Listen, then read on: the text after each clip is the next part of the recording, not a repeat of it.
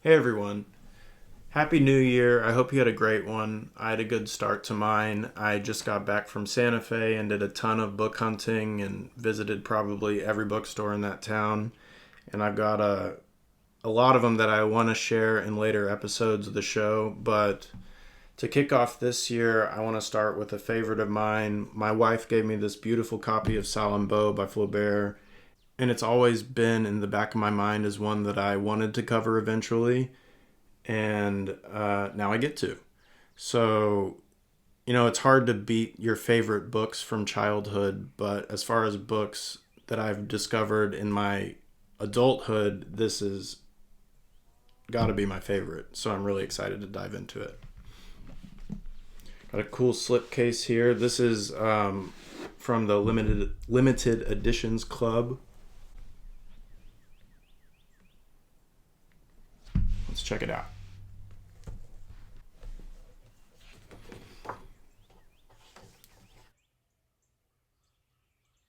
It's from 1960, illustrated by Edward Bawden, with an introduction by Justin O'Brien. I'm not sure if that means that Justin O'Brien translated it, but I couldn't find that information.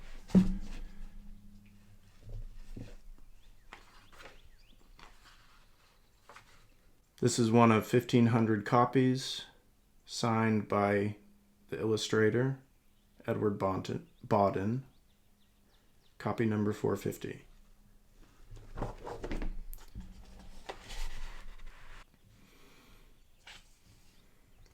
So as some context, this story takes place during what was called the Mercenary War between Carthage and what were formerly its own forces. After the First Punic War, so we're talking mid 3rd century BC, Carthage ran into a situation where they had these mercenaries left over from the war against Rome.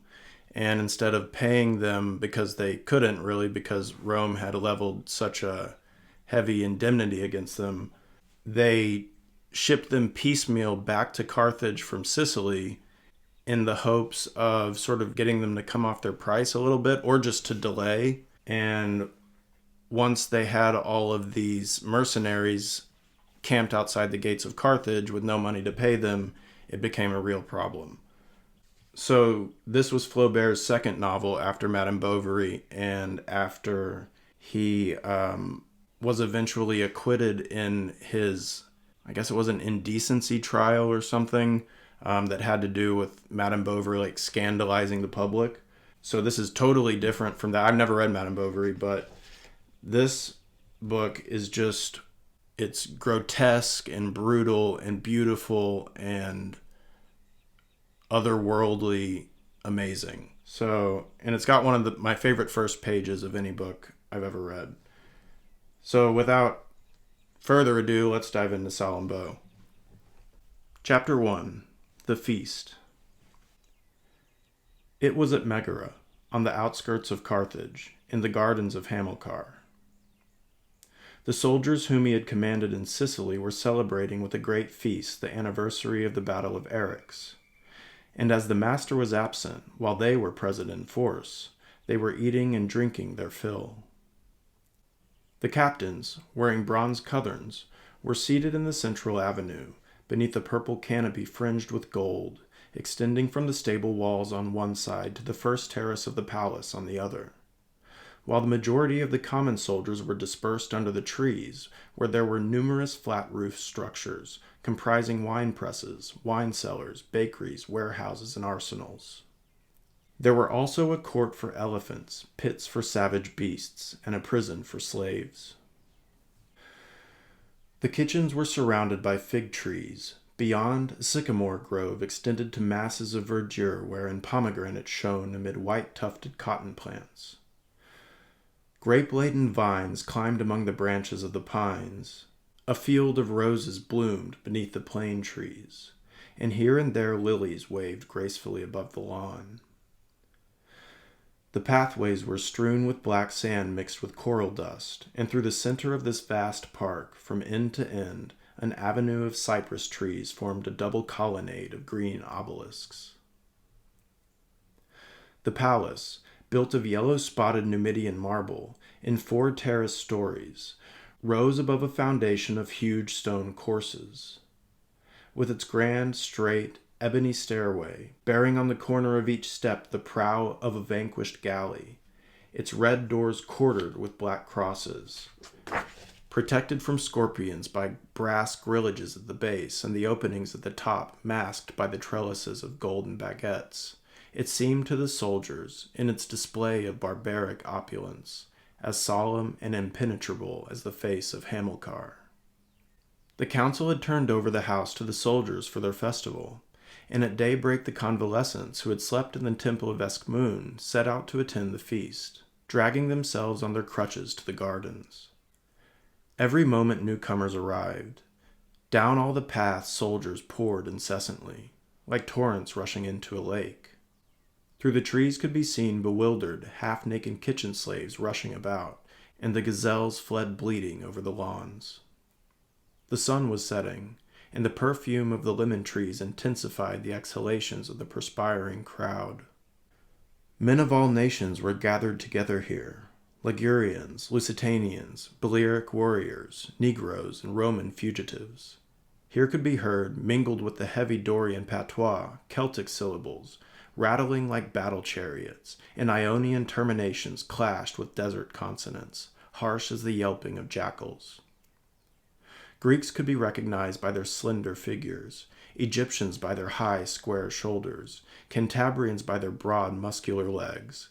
Carians proudly swayed their helmet plumes. Cappadocian archers were conspicuous by the large flowers painted over their entire bodies, and some Lydians feasted arrayed in women's robes, slippers, and earrings. Others had daubed themselves with vermilion, moving about like animated coral statues. They reclined on cushions and ate squatting around great trays, or lay flat on their stomachs, pulling pieces of meat towards them and munching them while they leaned on their elbows, in the peaceful pose of lions devouring their prey. The latecomers, standing against the trees, looked at the low tables, half concealed beneath scarlet cloths, and awaited their turn. Hamilcar's kitchens being insufficient for this occasion, the council had supplied slaves, utensils, and couches. Bright, huge fires blazed in the center of the gardens, before which oxen were roasting, giving the appearance of a battlefield upon which the dead were being burned. Loaves of bread sprinkled with anise seed alternated with huge cheeses heavier than discs, while bowls of wine and canthari filled with water stood beside flour-laden baskets of gold filigree. All eyes grew wide with joy at being able to feast freely at last, and here and there a song was raised. First came birds, covered with green sauce, served in red clay dishes embellished with black designs, then all species of shellfish caught on the Punic coast, followed by broths of barley, wheat, and beans, and snails dressed with cumin on plates of yellow amber. Later the tables were covered with every variety of meats, roasted antelopes with their horns, peacocks in their plumage, whole sheep cooked in sweet wine, legs of camels and buffaloes, hedgehogs with garum sauce, fried grasshoppers, and candied dormice. In bowls of tamropony wood, pieces of fat floated in the midst of saffron. Every dish overflowed with pickles, truffles, and asafoetida. Pyramids of fruit rolled over honey cakes, nor had there been forgotten some of those red-haired, plump little dogs fattened on olive leaves, a Carthaginian dainty held in abomination by all other peoples. Appetites were whetted by novel dishes. Gauls, with their long hair coiled up on the top of their heads, snatched at watermelons and lemons, which they crunched, rinds and all. Negroes, who had never seen lobsters before, cut their faces with the red claws. Shaven-faced Greeks, whiter than marble, threw the leavings from their plates behind them, while herdsmen of Brutium, clothed in wolves' skins, ate silently with their faces buried in the food. Night fell. The canopy that had been spread over the cypress avenue was now withdrawn, and torches were lit. In the tops of the cedars, the apes who were sacred to the moon were frightened by the wavering petroleum lights, burning in porphyry vases, and their chattering filled the soldiers with mirth. Slim flames trembled over the brazen cuirasses, and the gem-encrusted dishes flashed with 1,000 lights.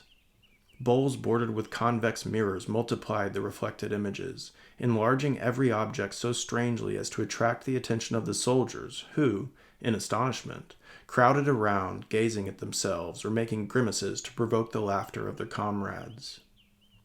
Across the tables they tossed the ivory stools and the gold spatulas. With deep draughts they drained the Greek wine from the wineskins, the Campanian wines from the amphora, the Cantabrian from the casks, and the wines of jujube, cinnamon, and lotus. Some of it fell, forming slippery puddles on the ground. The fumes of meat, mingling with human breath, rose through the leaves. There was a din of crunching jaws, words, songs, clinking cups, crashing Campanian vases, scattered in 1,000 fragments, and the clear ring of silver plates. Just what incredible details. And the first sentence, the confidence to start it with, "It was at Megara, on the outskirts of Carthage, in the gardens of Hamilcar." It's just so forceful and dumps you in it right away. I'm going to keep reading until Salammbô's first appearance, and I think this gives a lot of good background anyway. As the drunkenness increased, the injustice that Carthage had done then became uppermost in the soldiers' minds. The Republic, exhausted by the war, had permitted all the returning troops to gather in the city. However, their general, Gustave, had taken the precaution of sending them back in detachments in order to facilitate their payment, but the council, believing that they would succeed in getting these warriors to consent to a reduction, had detained them. At present, dissatisfaction was caused by the inability to pay. This war debt was confused in the minds of the people with the 3,200 Euboean talents exacted by Lutatius. Hence these soldiers, like the Romans, were considered enemies to Carthage. The mercenaries understood this, and as a result their indignation burst forth in threats and bad feeling. Finally, they demanded a reunion to celebrate one of their victories, and the peace party yielded, hoping at the same time to revenge itself upon Hamilcar, who had so strongly supported the war. This is Hamilcar Barca, the father of Hannibal, famous from the Second Punic War. It had been terminated contrary to his policy and efforts, so much so that, despairing of help from Carthage, he placed Gisco in command of the mercenaries. To turn over Hamilcar's palace to the mercenaries was to direct towards him some of the hate that they felt for the council. Besides, the expense would be excessive, and he would have to bear most of it. Proud of having made the Republic yield, the mercenaries believed that they would also ultimately return to their homes with the price of their blood in the hoods of their cloaks. But now their hardships, seen through a mist of drunkenness, seemed prodigious, and but poorly recompensed. They displayed their wounds, recounted their battles, their journeys, and the hunts peculiar to their various countries, imitating the cries and leaps of savage beasts. They made shameless wagers, plunged their heads into the wine jars, and then drank steadily like thirsty dromedaries. A Lusitanian of gigantic height, carrying a man upon each arm, ran across the tables, spitting fire from his nostrils. Lacedaemonians, still laden with their cuirasses, leaped about with heavy strides. Some imitated women making obscene gestures. Some, stripped naked, wrestled like gladiators in the midst of the feast, and a company of Greeks danced around a vase decorated with nymphs. Meantime a Negro pounded on a brass buckler with a beef bone. Suddenly a plaintive song, strong and soft, was heard, rising and falling on the air like the fluttering wings of a wounded bird. It was the voice of the slaves imprisoned in the ergastulum. Some soldiers bounded off and disappeared, bent upon liberating them. Presently they returned, shouting and chasing before them, through the dust, a score of men, distinguished by the paler hue of their faces. Their shaven heads were covered by little conical-shaped black felt caps. Their feet were shod in wooden sandals, and as they ran, their chains clattered like the iron felloes of a moving chariot. Thus driven, they finally reached the Cypress Avenue, where they were lost in the crowd that surrounded and questioned them. One of them stood apart from the others. Through his tattered tunic it could be seen that his shoulders were marked by long wheals. With chin lowered, he looked suspiciously about him as he half closed his eyelids in the glare of the torches, but when he saw that none of the armed men wanted to harm him, a deep sigh of relief escaped from his breast, and he stammered and mumbled, while tears bathed his face. Then, suddenly seizing a full cantharus by its rings, he raised it high, straight in the air, revealing chains dangling from his wrists. He gazed upward, still holding the cup, as he cried, "All hail! First to thee, ball-esque moon, liberator, whom the people of my country call Aesculapius. Hail, ye genii of the springs, of the light, and of the woods. And ye, gods, hidden beneath the mountains and in the caverns of the earth, and ye, strong men in shining armor, who have released me." He dropped the cup and told his story. His name was Spendius. He had been captured by the Carthaginians during the Battle of the Aegaean Islands. He spoke Greek, Ligurian, and Phoenician. Once more he thanked the mercenaries, kissed their hands, felicitated them on their feast, but expressed surprise that he did not see the golden cups of the Sacred Legion. These cups were embellished on each of their 6 golden faces by an emerald vine, and belonged to a militia exclusively comprised of young patricians of the tallest stature. To see them was a privilege, considered almost a sacerdotal honor, and nothing in the treasury of the Republic was so coveted by the mercenaries. They detested the Legion because of this possession, and had been known to risk their lives for the ineffable pleasure of merely drinking out of one of these cups. Incited by the words of the slave, the soldiers demanded that the cups should be brought to them. The slave said that they were deposited with the Syssites, companies of merchants who ate in common, but at this hour all the members of the Syssites slept. "Let them be awakened," responded the mercenaries. After another attempt, one of the slaves explained that the cups were locked up in a temple. "Let the temple be opened," replied the soldiers. And when the slaves trembled, avowing that the cups were in the custody of General Gisco, the men yelled, "Let him bring them!"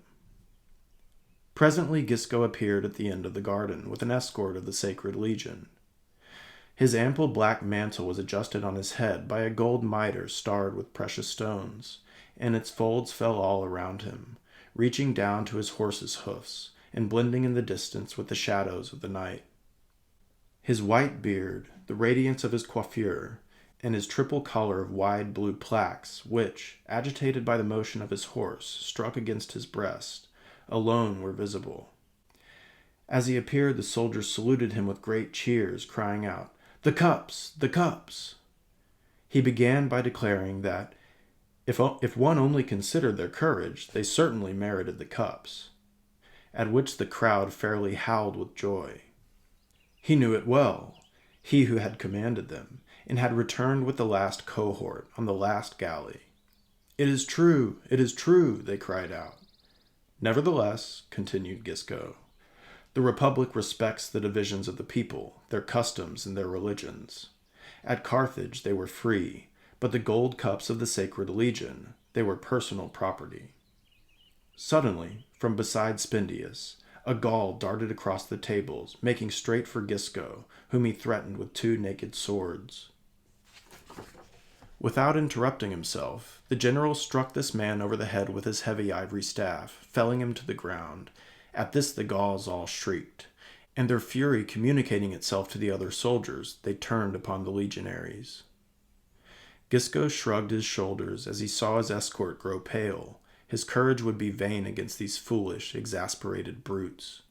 It would be better to avenge himself later by some stratagem. So he made a sign to his guards, and they all slowly moved away. Then, as he passed through the gateway, he turned toward the mercenaries and cried out, "You shall repent of this!" The feast was resumed, but the revelers were uneasy. Gisco might return, and by surrounding the suburb which lay beside the outer ramparts, crush them against the walls. They felt alone, despite their numbers. In the vast city, with its massive piles of stairways and lofty black mansions sleeping under them in the shadow, filled them with terror. But yet more ferocious than the city, or its people, were its mysterious gods. In the distance, ships' lanterns glided about the harbor, and lights could be seen in the temple of Khamun. Their troubled thoughts reverted to Hamilcar. Where was he? Why had he abandoned them just as peace was declared? Doubtless his dissensions with the council had been a trick planned for their destruction. They goaded one another on by their recital of their personal wrongs, and their insatiable hatred centered itself upon him. At this stage a crowd was attracted under the plane trees by a Negro who rolled about beating the ground frantically with his arms and feet, his eyes fixed, his neck contorted and foaming at the mouth. Someone cried out that the man had been poisoned. Then they all believed themselves to be poisoned, and fell upon the slaves. A vertigo of destruction whirled over this drunken army. They struck at random, breaking, maiming, killing. Some, moved by diabolical impulse, hurled torches into the foliage. Others leaned over the balustrade of the lion's pit, ruthlessly killing the animals with arrows. And the most venturesome recklessly ran to the elephants and sought to hew off their trunks and destroy their tusks. Meanwhile, a group of Balearic slingers, with an eye to more convenient pillage, had turned a corner of the palace, but were hindered from proceeding by a high barrier of Indian cane. With their daggers they severed the leather thongs that held the hedge together, and found themselves under the facade that looked toward Carthage, in another garden filled with tall vegetation. Rows of white flowers succeeded one another, throwing shadows on the azure-colored ground like trails of shooting stars. Shadowy bushes exhaled honey-sweet, warm odors, and the trunks of trees, daubed with cinnabar, resembled blood-stained columns. In the center were 12 copper pedestals, each one supporting a large glass bowl. The ruddy gleams filled and flickered confusedly in these hollow bowls, like enormous throbbing eyeballs. The soldiers carried torches as they stumbled down a deeply furrowed declivity. They descried a little lake, divided into numerous basins by partitions of blue stone.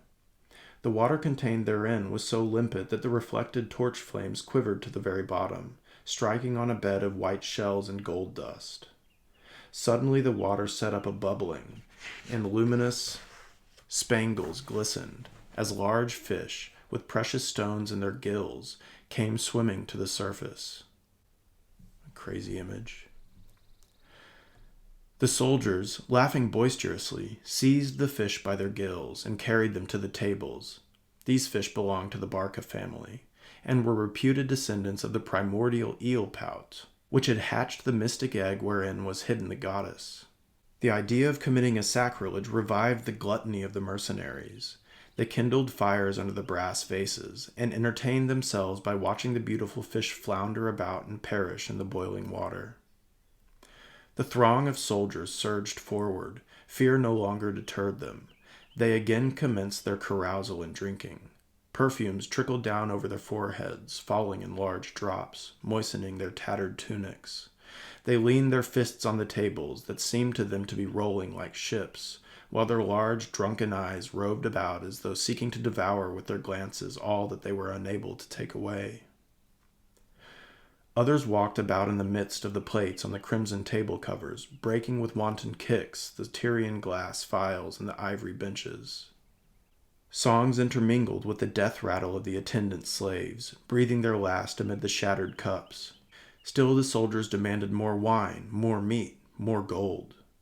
They shouted for women, raving in 100 languages. Some believed themselves in the vapor baths, deceived by the fumes floating about them, or even whilst observing the foliage, fancied that they were engaged in hunting, and thus deluded, would rush violently upon their comrades, thinking them to be ferocious beasts. The torches were igniting the foliage, and the fire spread from tree to tree, until the tall masses of verdure resembled a volcano beginning to smoke. The clamor redoubled, the wounded lions roared, and the elephants trumpeted through the darkness. Of a sudden, the palace was illuminated to its highest terrace. The central door opened, and a woman, the daughter of Hamilcar herself, robed in black garments, appeared on the threshold. She descended the stairway that obliquely traversed the 3rd story, then the 2nd and the 1st, pausing on the last terrace at the top of the galley staircase.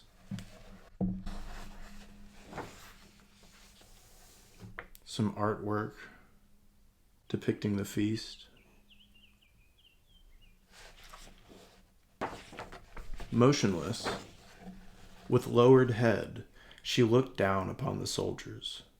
Behind her on either side were 2 long processions of pale men, clothed in white, red-fringed robes, hanging straight to their feet. Their heads and eyebrows were shaven. Their hands, in which they carried enormous lyres, glittered with rings. In a shrill voice they sang a hymn to the divinity of Carthage. These were the eunuch priests of the temple of Tanit, often summoned by Salammbô to her palace. At last she descended the stairway of galleys, followed by the priests, and moved forward under the cypress trees, between the tables at which the captains were seated, who drew back slightly as they watched her pass. Her hair was powdered with violet dust, and, according to the fashion of Canaanite maidens, it was gathered up in the form of a tower on the crown of her head, making her appear still taller. Strands of pearls fastened to her temples fell to the corners of her mouth, as rosy as a half-open pomegranate. On her bosom she wore a collection of luminous gems, which appeared in their medley as the scales of a sea-eel. Her sleeveless tunic, made of a black tissue, was starred with red flowers and exposed her bare arms bedecked with diamonds. Between her ankles she wore a gold chainlet to regulate the length of her steps, and her voluminous dark purple mantle, of an unknown fabric, trailed, making at each step a wide billow behind her. From time to time the priests played on their lyres subdued, almost soundless chords. During the intervals of the music could be detected the clinking of her gold chainlet and the rhythmic rustle of her papyrus sandals. No person as yet recognized her. It was only known that she lived in seclusion, devoted to pious practices. At night the soldiers had seen her, kneeling before the stars on the summit of the palace amid smoke curling up from lighted censers.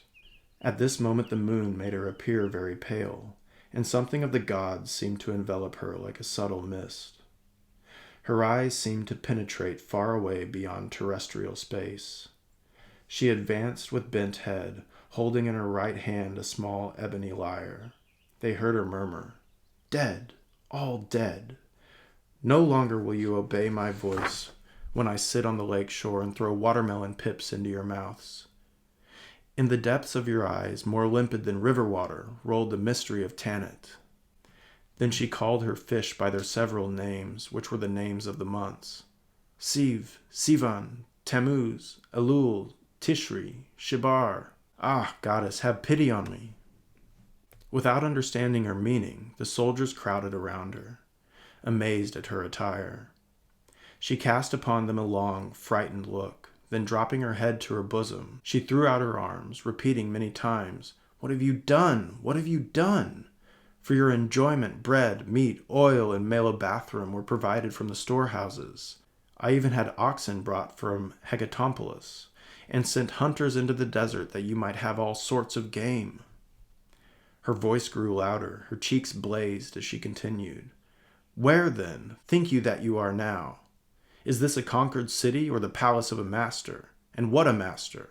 Hamilcar, the Safite, my father, servitor of the Baalim. Your weapons now reek with the blood of his slaves, when it was he who refused them to Lutatius. Is any country of yours greater in the conduct of battles? Behold, the steps of our palace are laden with the trophies of our victories. Continue your work, burn it to the ground. I will take away with me the genius of our mansion, my black serpent, who sleeps up there in the lotus leaves. For when I whistle, he will follow me, and when I enter my galley, he will glide in the wake of the vessel on the foam of the waves."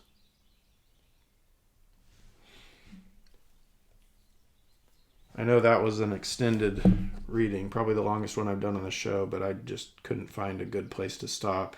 It's all so engrossing to me, all the little details and flourishes. But it's all very straightforward description, too. It's not, I say flourishes, but it's not necessarily flowery writing. It's describing very, almost methodically what Flaubert wants you to notice. I love it.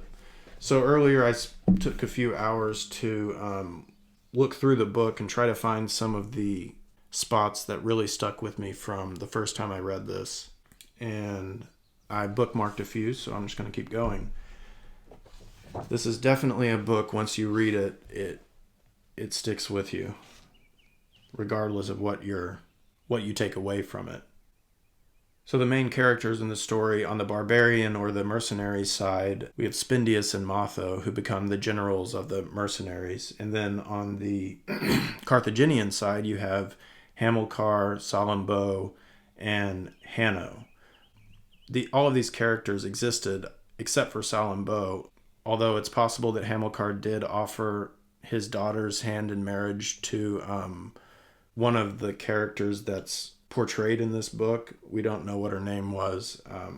So I think Flaubert might have noticed that little detail and wanted to flesh that out.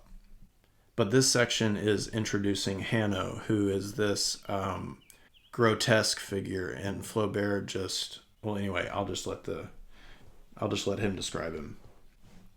One evening, during the supper hour, heavy creaking sounds were heard, and in the distance appeared something red moving over the undulations of the land. It was a great purple litter, ornamented at the corners with bunches of ostrich plumes. Crystal chains, interwoven with garlands of pearl, beat against the closed hangings. Each stride made by the camels that followed it rang large bells suspended from their breastplates, and on all sides of them was to be seen an escort of cavalry, clad from head to feet in an armor of golden scales. The cavalcade halted 300 paces from the camp to draw up from the sheaths which they carried behind them their round bucklers, Boeotian helmets, and broadswords. Some of the men remained with the camels, and others resumed their march. At last appeared the insignia of the Republic, blue wooden poles, terminated by horse heads or pine cones. The barbarians all arose cheering, and the women rushed toward the guards of the legion and kissed their feet. The litter advanced on the shoulders of 12 Negroes, who marched together with a short, rapid step. They turned uncertainly to right and left, much embarrassed by the tent ropes and animals moving about, and by the tripods where meats were cooking. Occasionally a fat hand laden with rings would half open the curtain, and a harsh voice cry out reproaches. Then the bearers would halt, turn about, and try another road through the camp. When the purple curtains were lifted, there was disclosed on a large pillow an impassive, bloated human head. The eyebrows, meeting above the nose, formed 2 ebony arches. Gold dust glittered in the crimped hair, and the face was so ghastly that it seemed powdered over with marble dust. The remainder of the body was hidden under the fleeces that filled the litter. In this man the soldiers recognized the Safite Hanno, the one whose negligence had helped to lose the Battle of the Aegaean Islands. In his victory at Hecatompylus over the Libyans, he had acted with seeming clemency, although he was thought by the barbarians to have been actuated by cupidity, as he had sold to his own profit all the captives, subsequently reporting to the Republic that they were dead.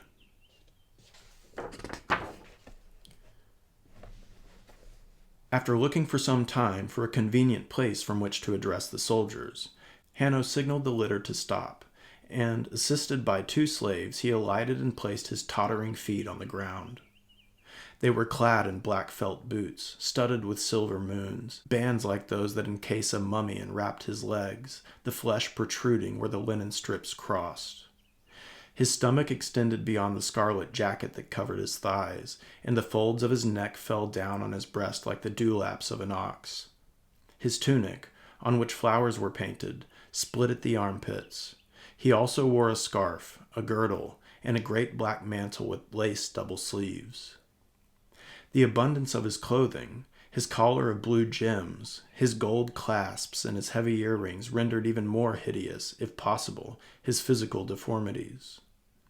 He appeared like some gross idol, roughly hewn out of a block of stone, for a pale leprosy covered his entire body, imparting to him the aspect of a lifeless thing. His nose, however, hooked like a vulture's beak, dilated violently as he inhaled the air, and his small eyes, with their gummed lashes, flashed with a hard, metallic glitter. He held in one hand an aloe spatula, wherewith to scratch his diseased skin. What an image. All right, I'm going to keep going.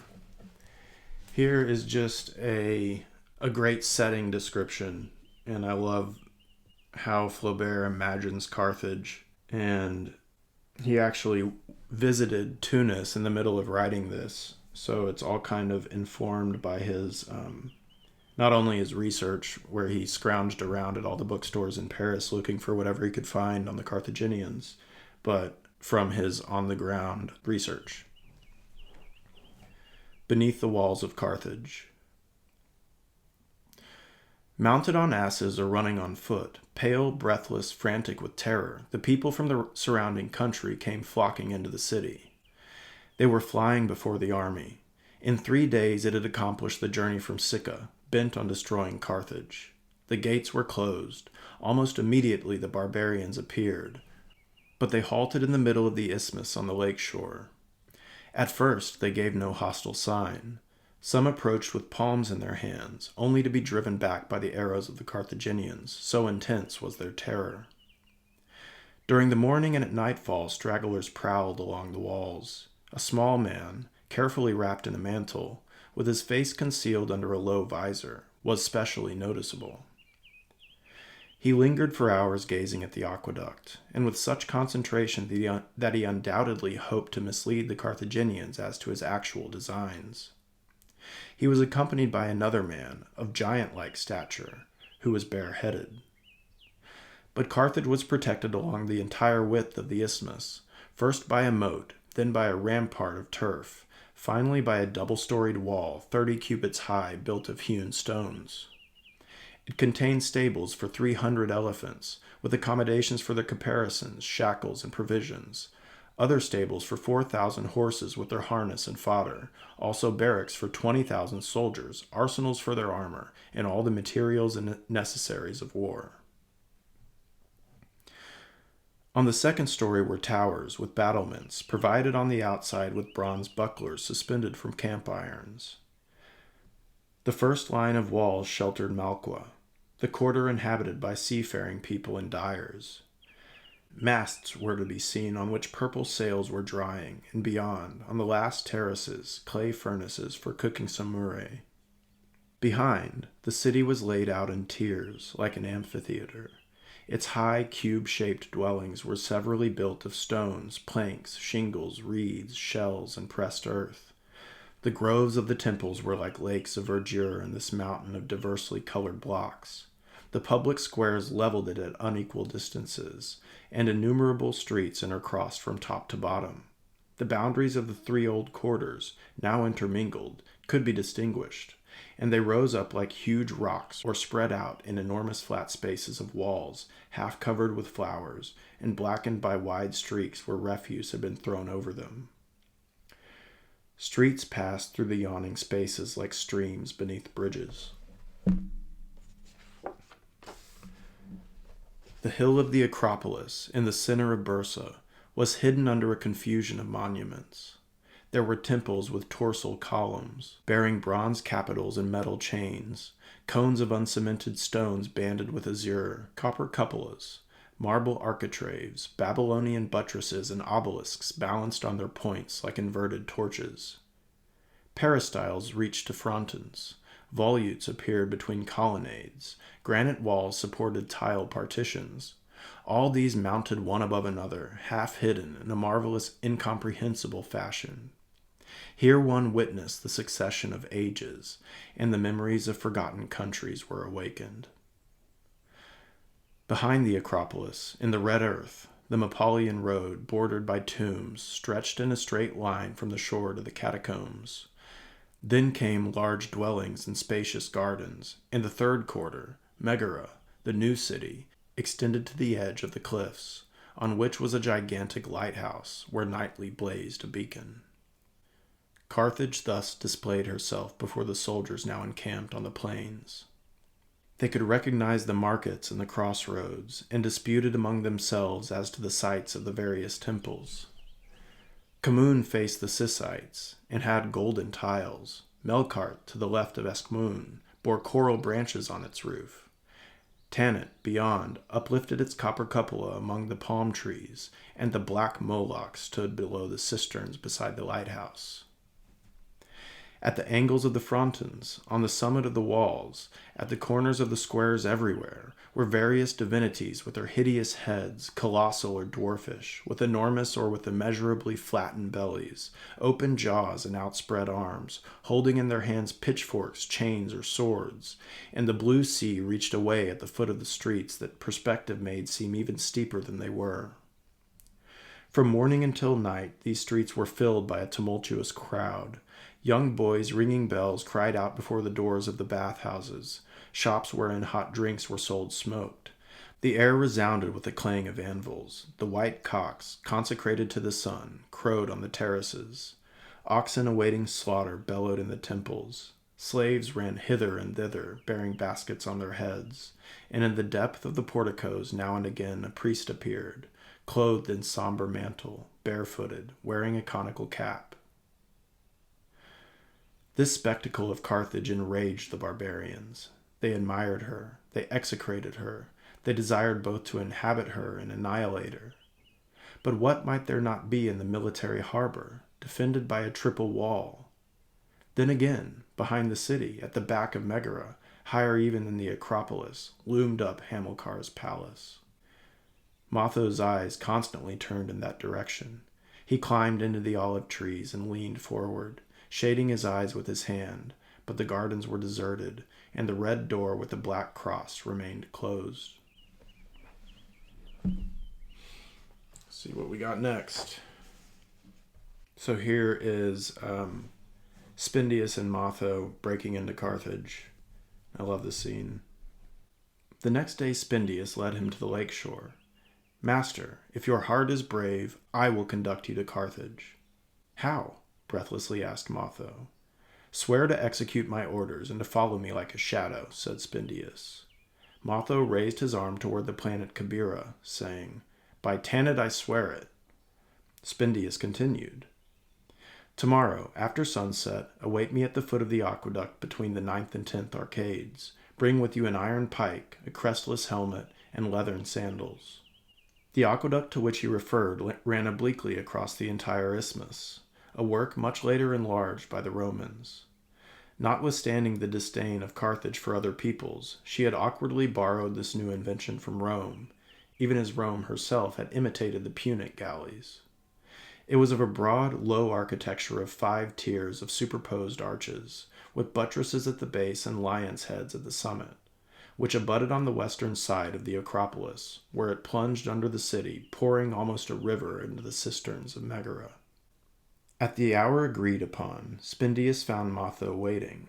He fastened a sort of harpoon to the end of a long rope, and whirled it rapidly like a sling. As the iron caught in the masonry, they climbed up the wall, one following the other. After reaching the first story, each time that the harpoon was thrown, it fell back, so they were compelled to walk along the edge of the cornice in an attempt to find a crevice.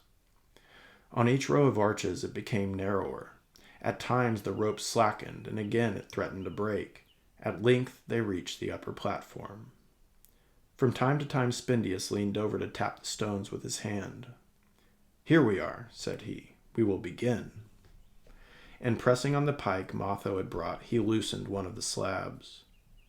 Far off they caught sight of a troop of cavalry galloping, without bridles on their horses. Their gold bracelets bounced along the loose draperies of their ample mantles.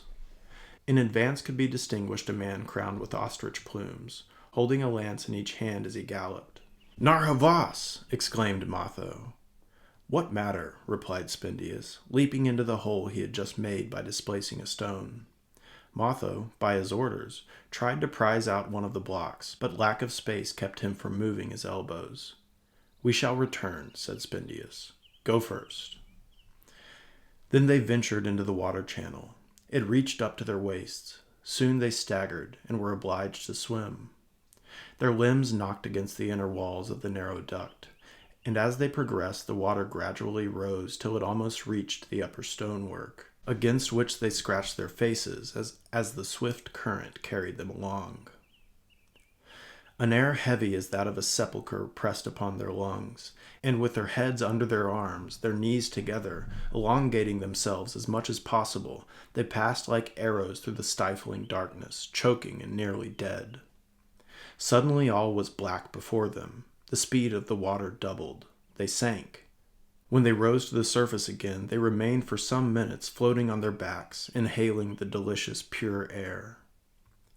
Arcades, one behind another, opened out amid wide walls separating the basins. All were full, and the water continued as one unbroken sheet the length of the cisterns. Through the air holes in the cupola of the ceiling, a pale brightness spread over the water like discs of light.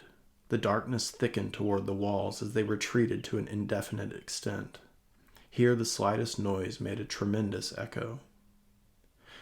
Spendius and Mathô began swimming again, and, passing the openings of the arches, crossed numerous chambers in succession.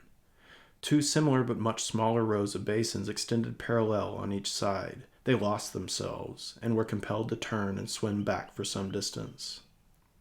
Something offered a footing under their feet. It was the pavement of the gallery running the length of the cistern. With great caution they proceeded to feel the walls, striving to detect an opening, but their feet slipped and they fell into the deep basin. They struggled up, but again fell back. As they struck out once more, they experienced a frightful fatigue in swimming. Their limbs seemed about to dissolve in the water, their eyes closed. They seemed in a death agony. Spendius struck his hand against the bar of a grating. Both men shook it vigorously. It yielded, and they found themselves on the steps of a stairway closed at the top by a bronze door. With the point of a dagger they wrested free the bolt, which was open from the outside, and at once gained access to pure, fresh air. The night was full of silence, and the sky seemed an immeasurable height. Clumps of trees projected beyond the long lines of walls. The entire city was sleeping, and the fires of the advanced posts shone through the night like lost stars. Spendius, who had spent 3 years confined in the ergastulum, knew the city but imperfectly. Mathô, however, conjectured that in order to reach Hamilcar's palace they must go to the left and cross the Mappalian section. "No," said Spendius. "Take me to the temple of Tanit." Mathô tried to speak. "Remember," said the former slave, as he lifted his right arm and pointed to the resplendent planet of Kibera. Mathô silently turned toward the Acropolis. They crept cautiously along the enclosures of cactus bordering the pathways. Such a good sentence. Like, all the sentences are so good. The water trickled from their limbs upon the dust. Their wet sandals were soundless. Spendius, with eyes gleaming brighter than torches, peered into the bushes at every step. He groped his way behind Mathô, constantly clutching in readiness for immediate action the 2 daggers he wore attached to his arms by a leather band below the armpits. And then they go on this amazing caper to steal the Veil of Tanit, which is also an amazing sequence. I just love that trip through the aqueduct and into with the grappling hook and through the tunnels. It's such a great scene. And here is a battle scene where Hanno has been placed in charge of the Carthaginian element and attacks the mercenaries. Hanno had completed his preparations. During one moonless night, he moved his elephants and soldiers on rafts across the Gulf of Carthage. Then they turned around the Hot Springs Mountain to avoid Authoritas, and proceeded so slowly that, instead of surprising the barbarians the next morning, as the Safed had planned, they only arrived at noon on the 3rd day. On the eastern side of Utica, a plain reached as far as the great lagoon of Carthage. Behind it, at right angles, extended a valley, cutting between 2 low mountains, which closed in suddenly. Further off, to the left, the barbarians were encamped in such a manner as to blockade the harbor. They were sleeping in their tents, and on this day besieged and besiegers were too weary to enter into combat, and had sought repose, when at the curve of the hills the Carthaginian army appeared. Yeah, so the mercenaries are besieging Utica, and the Carthaginians are coming to relieve it. The camp followers, armed with slings, were stationed on the wings. The guards of the legion, wearing armor of golden scales, formed the first line. Their large horses, which had neither manes, hair, nor ears, wore a silver horn in the center of their foreheads to make them resemble rhinoceroses. Between the squadrons, young men, wearing on their heads small helmets, balanced in both hands ashwood javelins. The heavy infantry, armed with long pikes, marched in the rear. All these merchant soldiers had burdened themselves with as many weapons as they could possibly carry. Some bore a lance, an axe, a mace, and 2 swords. Others, like porcupines, bristled with darts, and their arms stood out from their cuirasses of sheets of horn or plaques of metal. What it means by merchant soldiers is these are the actual Carthaginians, citizens coming out to fight, which usually they would use mercenaries like the mercenaries that they're fighting now, which used to be their soldiers. So they're relatively inexperienced. Finally, the scaffoldings of the lofty war engines appeared, carroballistas, onagers, catapults and scorpions, rocking on cars, drawn by mules and quadriga of oxen. As the army spread out, the captains ran breathlessly to right and left, giving orders, closing up the lines, and maintaining proper spaces. The elders who were in command had come decked in purple casques, the magnificent fringes of which became entangled in the straps of their cothurns. Their faces, greased over with vermilion, glistened under enormous helmets, surmounted by images of the gods. They carried shields bordered with ivory and studded with jewels as they passed in glittering array. They appeared like suns traversing brass walls. The Carthaginians maneuvered so awkwardly that the barbarians, in derision, invited them to be seated, and shouted that they would soon empty their huge bellies, dust the gilding from their skins, and make them drink iron. At the top of a pole planted before the tent of Spendius, a strip of green cloth fluttered as a signal. The Carthaginians responded to it by a great bluster of trumpets, cymbals, drums, and flutes made of asses' bones. Already the barbarians had leaped beyond the palisades, and now were face to face with their enemies, within a javelin's length of them. A Balearic slinger advanced a step, placed in his sling one of his clay balls, and waved his arm. An ivory shield was shattered, and the 2 armies closed. The Greeks with their long lances pricked the horses' nostrils, making them fall back on their riders. The slaves whose duty it was to sling stones had chosen ones that were too big, and they fell short. The Punic foot soldiers, in striking out with their long swords to cut down the enemy, exposed their right sides. The barbarians broke into their lines, thrusting at them with their broadswords. They madly stumbled over the dying and dead, blinded by the blood that spurted into their faces. The confused mass of pikes, helmets, cuirasses, swords, and human limbs quivered and writhed, widening and narrowing in elastic contractions. The Carthaginian cohort showed wider and wider gaps. Their heavy war engines could not be extricated from the sands, and finally this effete Hanno's litter, his grand litter with the crystal pendulums, that had been seen since the very beginning of the attack swaying among the soldiers like a bark on the ocean, suddenly foundered. Had he been killed? The barbarians found themselves alone. The dust was beginning to settle, and they were breaking into song, when Hanno himself reappeared mounted on an elephant. He sat bareheaded while a negro carried over him an umbrella of byssus. His collar of blue plaques struck on the painted flowers of his black tunic. Circles of diamonds surrounded his enormous arms. He advanced, mouth wide open, brandishing an enormous spear which expanded at the end like a lotus and was far more brilliant than a mirror. So good.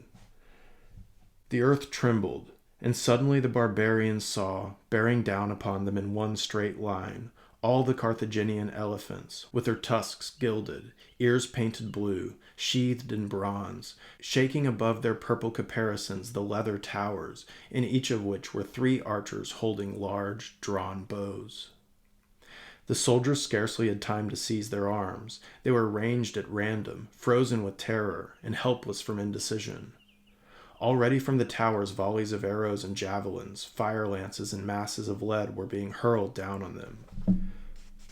Some clung on to the fringes of the caparisons in an effort to climb up, but their hands were hewn off with cutlasses, and they fell backward on the drawn swords of their own comrades. Their pikes were too frail and broke. The elephants plunged into the phalanxes like wild boars through clumps of grasses. They uprooted the palisades with their trunks and traversed the camp from end to end, overturning the tents with their breasts. Panic-stricken, the barbarians took flight, hiding themselves in the hills that bordered the valley whence the Carthaginians had issued. Hanno presented himself before the gates of Utica as conqueror, and sounded his trumpet. The 3 judges of the city appeared in the opening of the battlements, on the summit of a tower. The people of Utica did not care to receive as guests so many armed men. Hanno was furious. Finally they consented to admit him with a small escort. The streets were too narrow to admit the elephants, so they had to be left outside the gates. As soon as the Safite entered the town, the principal men came to welcome him. He demanded to be immediately conducted to the bathhouse, and there summoned his cooks. In another great description of Hanno, Flaubert does such a good job of painting the Carthaginians as just utterly decadent, and Hanno is just the epitome of that. 3 hours later, he was still immersed in the oil of cinnamon with which the bathtub had been filled, and while bathing he ate. From off an ox hide stretched across the tub, flamingos' tongues and poppy seeds, seasoned with honey. His Greek doctor, in a long yellow robe, stood beside him, immobile, from time to time directing the temperature of the bath, and 2 young boys leaned on the steps of the bath rubbing his legs. But the care of his body did not interfere with his love for public affairs, for he occupied himself with the dictation of a letter to the Grand Council. And as some prisoners had been taken, he pondered as to what terrible new torture could be invented for them. "Stop," said he to the slave who stood near, writing on the palm of his hand. "Let them be brought to me. I wish to see them." And from the end of the hall, which was now filled with a whitish... So here's the elephant charge.